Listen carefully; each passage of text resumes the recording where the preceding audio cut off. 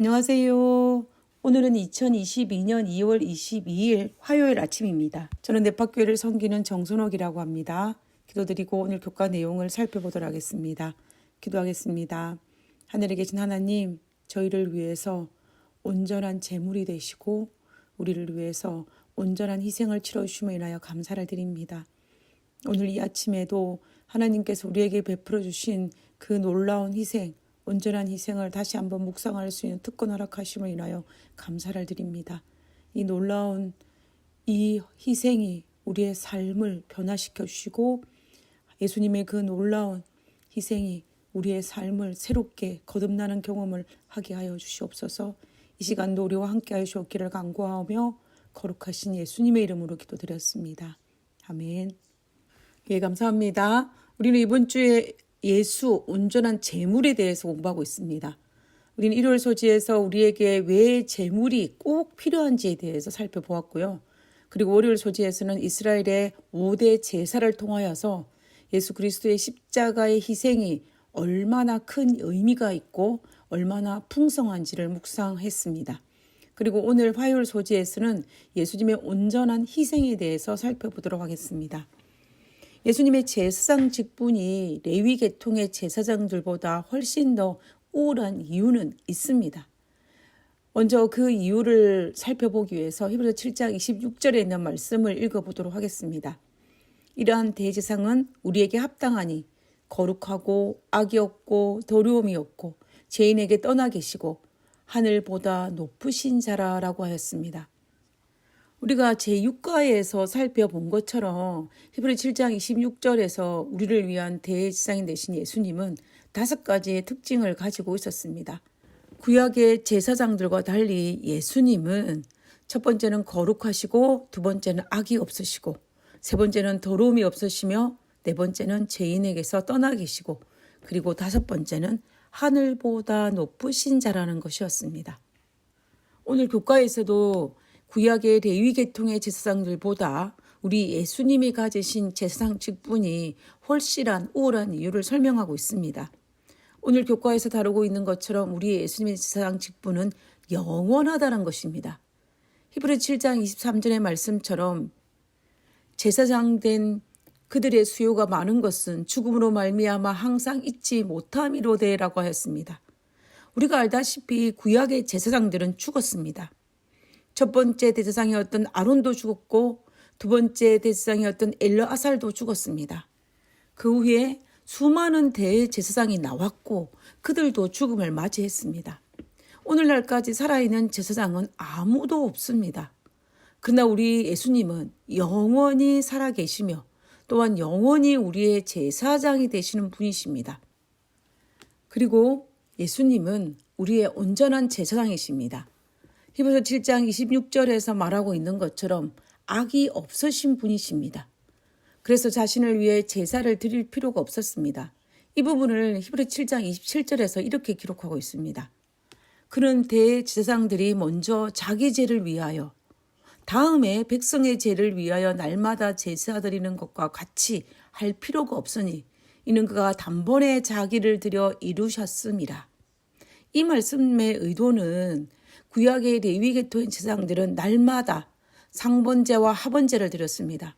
그리고 해마다 대속죄일에 자신을 위한 제사를 드렸습니다. 대속죄일 날 제사장은 백성들의 죄를 속죄하기 전에 대속죄일에 봉사를 하기 전에 먼저 자신과 가족들을 위한 제사를 먼저 드렸습니다. 그리고 난 이후에 백성들의 죄를 위해서 제사를 드렸다라는 것을 우리는 알 수가 있습니다. 그러나 우리의 제사장 되시는 예수님은 자신의 죄를 위하여 제물을 드릴 필요가 없습니다. 이 말의 의미는 자기 자신을 위한 속죄의 제사를 드릴 필요가 예수님은 없다라는 것입니다. 그래서 예수님은 단번에 자기의 몸을 드리셨다라고 성경은 기록하고 있는 것입니다. 또 히브리서 저자는 히브리 10장 1절에서 이렇게 말하고 있습니다. 율법은 장차 올 좋은 일의 그림자일 뿐이요 참 형상이 아니므로 해마다 늘 드리는 같은 제사로는 나오는 자들을 언제나 온전하게 할 수 없느니라 라고 말입니다. 레위 계통의 지상들이 드렸던 제사는 사람들이 온전하게 할 수 없습니다. 반대로 단번에 드리신 예수 그리스도의 몸은 예배하는 자들에게 온전히 거룩함을 얻게 할 수 있다라고 말하고 있는 것입니다. 그러면 예수님의 희생이 단번에 드려진 것을 히브리 저자가 의도적으로 강조하는 그 이유는 바로 무엇일까요? 그것은 단번에 드리신 예수님의 희생은 아주 중요한 의미를 가지고 있기 때문입니다. 지금 이 시간에는 그 부분에 대해서 살펴보도록 하겠습니다. 단번에 드리신 예수님의 희생의 중요한 의미 중에 첫 번째는 예수님의 희생은 온전한 효력을 가지고 있다는 것입니다. 이 부분은 죄를 사하는 능력 측면에서 구약의 제사장들처럼 오늘도 드리고 내일도 드려야만 하고 올해 드렸지만 내년에도 꼭 드려야만 할 정도로 죄를 사하는 권세가 온전하지 못한 반면에 예수님의 희생은 단 한 번만 드림으로도 충분히 우리의 죄를 사하는 권세가 온전한 효력을 가졌다라는 것을 의미합니다. 그래서 히브리서 저자는 히브리서 10장 2절에서 구약의 제사장 사역이 온전한 효력을 발휘했다면 그들은 매번 반복하여 제사를 드리지 않았을 것이라고 이야기합니다. 그러므로 예수님의 희생은 온전한 희생이었다라는 것을 강조하고 있는 것입니다. 두 번째는 예수님의 희생은 우리를 온전히 성화시키고 거룩하게 하실 수 있다는 것입니다. 앞에 설명한 것처럼 구약의 제사장들은 인간을 위해 제사를 드리기 전에 자신을 위한 정결과 거룩함이 반드시 필요하였다면 우리 예수님은 자신이 온전히 이미 거룩하시기 때문에 예수님의 사역으로 우리를 왕같은 제사장으로 하나님 앞에 담대히 나아가게 할 수 있을 만큼 예수님의 희생은 온전한 성화되시고 더 온전히 거룩하셨다라는 것을 우리 이 단번이라는 단어를 통하여서 우리가 알 수 있다라는 것입니다. 우리 127페이지에 있는 영감의 교훈을 한번 읽어보도록 하겠습니다.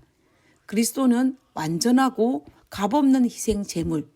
그리스도께서는 당신의 신성의 모든 충만으로 또한 당신의 흠없는 인성의 모든 영광으로 우리를 위하여 자기 자신을 완전하고 값없는 희생 제물로 주셨다. 그러므로 그분께 가까이 나아가는 모든 사람은 마치 자기 자신만을 위해서 값을 지불하신 분처럼 그분을 받아들여야 한다.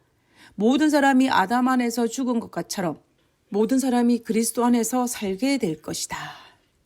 예수님의 단번의 희생에 의미하는 세 번째는 예수님의 희생은 우리의 영적인 삶을 위한 충분한 양분을 공급할 수 있다라는 것입니다. 예수님의 생애는 우리가 이 땅에 살면서 우리의 삶의 모본으로 삼고 살아갈 수 있을 만큼 충분히 아주 넘치도록 완전하시다는 것은 우리가 성경을 읽을 때마다 지울 수 없는 사실입니다. 그래서 예수님도 수많은 성경 저자들도 우리의 시선을 예수님께 고정하고 하나님의 모본을 따르라라고 이야기하고 있는 것입니다. 특별히 히브리서 저자는 히브리서를 마감하면서 12장에서 우리의 시선을 예수님께 돌리라고 권면합니다.